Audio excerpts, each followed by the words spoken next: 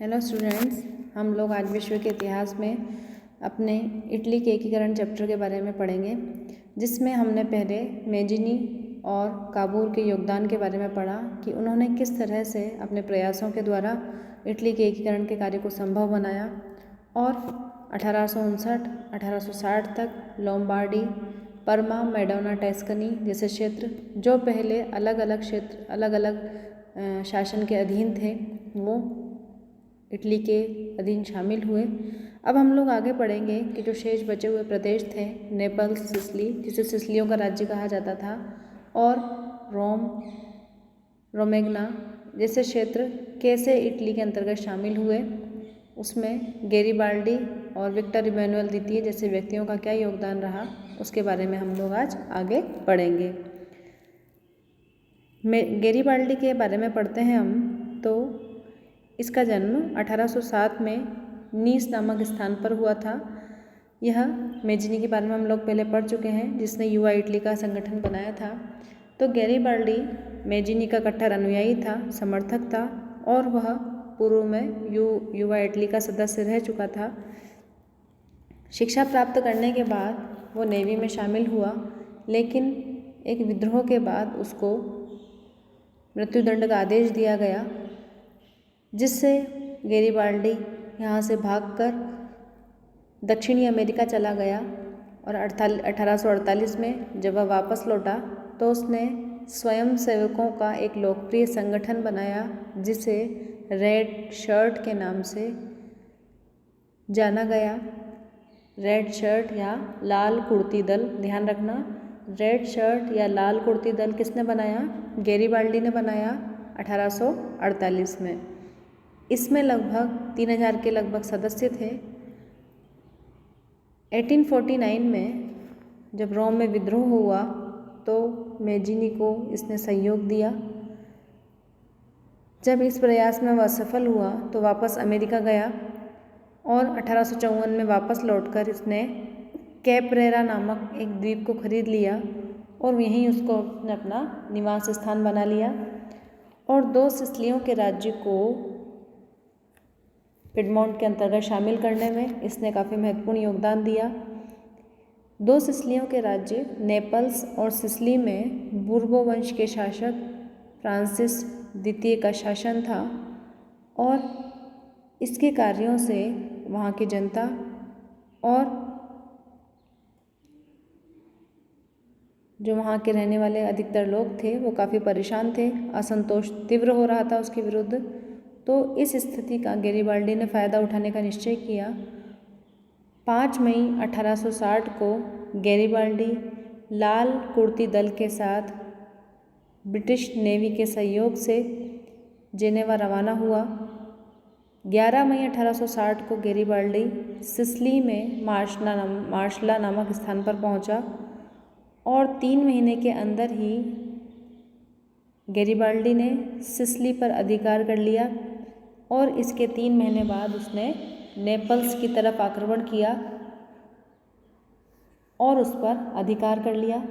वहाँ की जनता ने उसका काफ़ी स्वागत किया। इस कार्रवाई के बाद जो वहाँ का राजा था फ्रांसिस द्वितीय, वो नेपल्स छोड़कर सितंबर 1860 में गेटा के किले में चला गया। उसने वहाँ पे शरण ली। अब इस समय गैरिबाल्डी के साथ काबूर की भूमिका भी हमें इटली के एकीकरण में दिखाई देती है। इस समय काबूर के सामने 2 समस्याएं थी। उसको ये डर था कि गैरिबाल्डी नेपल्स और सिसिली के क्षेत्रों पर अधिकार करके वहाँ पर स्वतंत्र राज्य की स्थापना न कर ले, और यदि गैरिबाल्डी पेपल्स राज्य पर आक्रमण करता है तो काबूर को यह भय था कि फ्रांस आक्रमण कर देगा पिडमोंट पर। अब काबूर ने अपने सामने 2 उद्देश्य बनाए। पहला कि सबसे पहले तो जितनी भी गतिविधियां हो रही हैं एकीकरण की, उनका नेतृत्व कौन करे? विक्टर इमैनुअल द्वितीय। और अंतर्राष्ट्रीय युद्धों की स्थिति को और फ्रांस के साथ मतभेद की स्थिति को टाला जाए। फ्रांसिस द्वितीय ने क्या किया, जब उसकी गेटा के किले में शरण ली तो उसने पोप के साथ सहयोग मांगा। पोप उसकी मदद के लिए तैयार हो गया और पोप ने क्या करा, फ्रांसिस द्वितीय को मदद देने के लिए युद्ध की तैयारी प्रारंभ कर दी। काबूर ने भी पोप को अल्टीमेटम भेजा कि वह अपनी सेना से विदेशी सैनिकों को तुरंत हटा दे। अगर ऐसा नहीं किया पोप ने तो पिडमोंट पेपल राज्य पर आक्रमण कर देगा। पोप के ऐसा न करने पर काबूर ने विक्टर इमैनुअल द्वितीय को बोला कि आप पोप पेपल राज्य जो है पोप का, उस पर आक्रमण करो। इस समय नेपोलियन तृतीय जो फ्रांस का शासक था, मेक्सिको के अभियान में व्यस्त था। ऑस्ट्रिया जर्मन राज्यों व हंगरी के आंतरिक मामलों में व्यस्त था। इंग्लैंड की इटली के एकीकरण के प्रति सहानुभूति थी। तो इन सभी अंतर्राष्ट्रीय स्थितियों को देखते हुए विक्टर इमैनुअल द्वितीय ने पोप के राज्य पर आक्रमण किया। कैस्टल फिडार्डो के युद्ध में पोप की सेना को परास्त किया गया। रोम को छोड़कर पिडमोंट की सेना ने संपूर्ण पेपल राज्य पर आक्रमण कर अधिकार कर लिया। इसी बीच क्या हुआ कि पिडमोंट की संसद ने नेपल्स और सिसिली में जनमत संग्रह करवाने का निर्णय किया। अब नेपल्स और सिसिली को किसने मिलवाया था? गैरिबाल्डी ने। तो काबूर ने यह प्रयास किया कि इन राज्यों में जनमत संग्रह हो ताकि पता चले कि वह जनता कहाँ पर किसके पक्ष में मिलना चाहती है।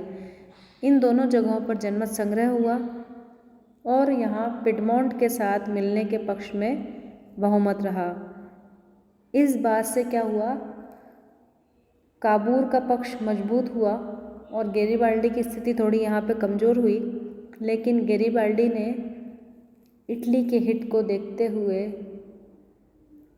राष्ट्रहित में फैसला लिया और वह इटली में विक्टर इमैनुअल द्वितीय से मिला और उसे सम्राट के रूप में समर्थन दिया।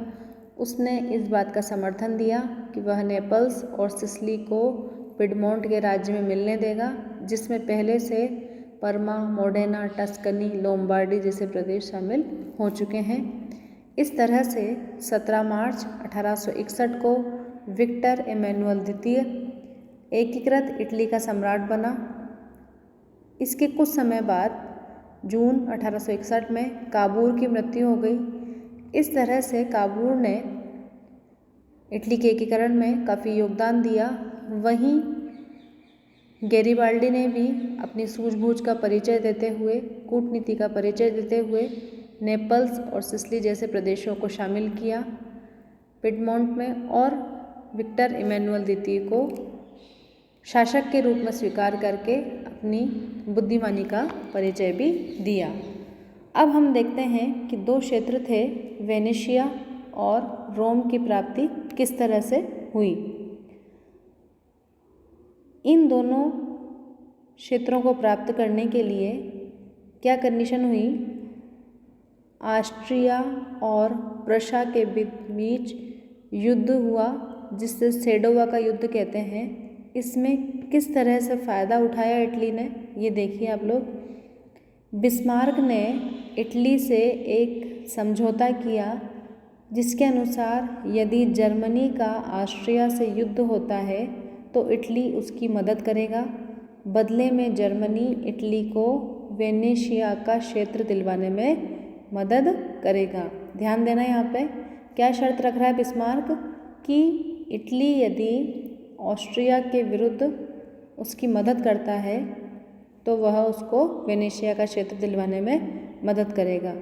लेकिन इटली ने यह प्रस्ताव ठुकरा दिया और ऑस्ट्रिया के सामने यह प्रस्ताव रखा कि वह $100 बिलियन में 100 बिलियन लायर्स वहाँ की मुद्रा थी में वेनेशिया खरीदेगा। तो ऑस्ट्रिया ने इस प्रस्ताव को ठुकरा दिया। तो विवश होकर इटली ने बिस्मार्क के समझौते को स्वीकार किया।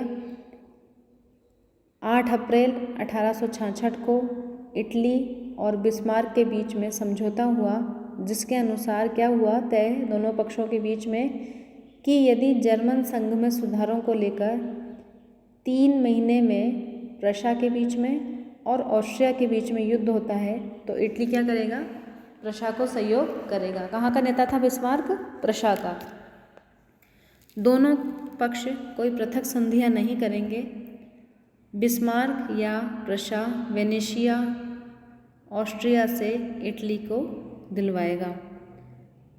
युद्ध के बाद प्राग की संधि हुई जिसके अनुसार वेनेशिया को इटली को सौंप दिया गया। अब एक क्षेत्र बता था रोम, यह किस तरह से प्राप्त हुआ? इटली ने फ्रैंको प्रशा युद्ध हुआ था जिसे हम सेडान के युद्ध के नाम से भी जानते हैं। पहला था सेडोवा का युद्ध 8 अप्रैल 1866, डेट याद रखना। सेडान का युद्ध 1870-71। इस समय क्या था? सिचुएशन ये थी कि फ्रांस और प्रशा के बीच में मतभेदों की स्थिति बनी हुई थी। राइन संघ के 16 राज्यों को प्राप्त करने के लिए प्रशा का फ्रांस से युद्ध की स्थिति बनी हुई थी। बिस्मार्क ने इटली को इस समय सुझाव दिया कि जब प्रशा का फ्रांस से युद्ध होगा तो रोम में फ्रांसीसी सेना क्या होगी? हटा ली जाएगी। तब इटली इस मौके का फ़ायदा उठा सकता है और वह रोम पर अधिकार कर सकता है। 1870-71 में युद्ध हुआ। इस दौरान रोम से फ्रांसीसी सेनाएं हटा ली गईं तो इटली ने रोम पर अधिकार कर लिया। पोप पायस नवम ने वेटिकन में शरण ली और रोम को इटली की राजधानी बनाया गया। इस तरह से इस क्षेत्र के आखिरी रूप से शामिल होने के बाद इटली के एकीकरण का कार्य पूरा हुआ। मेजीनी का, काबूर का, गैरिबाल्डी का इटली के एकीकरण का स्वप्न साकार हुआ। विशेषकर काबूर का और विक्टर इमैनुअल द्वितीय का पिडमोंट के नेतृत्व में इटली के एकीकरण का स्वप्न बिल्कुल सही सच्चा साबित हुआ और यहाँ पर काबूर की कूटनीति और विदेश नीति सफल सिद्ध हुई, जिसमें उसने यह सोचा था कि इटली का एकीकरण स्वयं के बल पर संभव नहीं है, इसके लिए विदेशी सहयोग आवश्यक है। तो हम देखते हैं कि किस तरह से फ्रांस ने, इंग्लैंड ने और प्रशा ने इटली को, उसके विभिन्न प्रांतों को अपने क्षेत्र में शामिल करने के लिए किस प्रकार से सहयोग दिया। सेडोवा का युद्ध हुआ, सेडान का युद्ध हुआ। तो बच्चों, यह चैप्टर आपके बड़े क्वेश्चन के लिए पूछा जा सकता है कि इटली के एकीकरण के विभिन्न चरणों का उल्लेख कीजिए। साथ ही इसमें जो भी जितनी भी संधियाँ हुई हैं, ज्यूरिख की संधि है, प्लोम्बियर्स का समझौता है, प्राग की संधि है, विभिन्न युद्ध हैं, सेडोवा का युद्ध है, सेडान का युद्ध है, कैस्टल फर्डिडो का युद्ध है, तो इनके बारे में आप इनकी डेट याद रखिए। साथ ही किस किस के बीच में युद्ध हुआ, कौन पराजित हुआ, इसके बारे में आपको हमेशा ध्यान रखना है। 1 नंबर के क्वेश्चन में पूछा जा सकता है। धन्यवाद।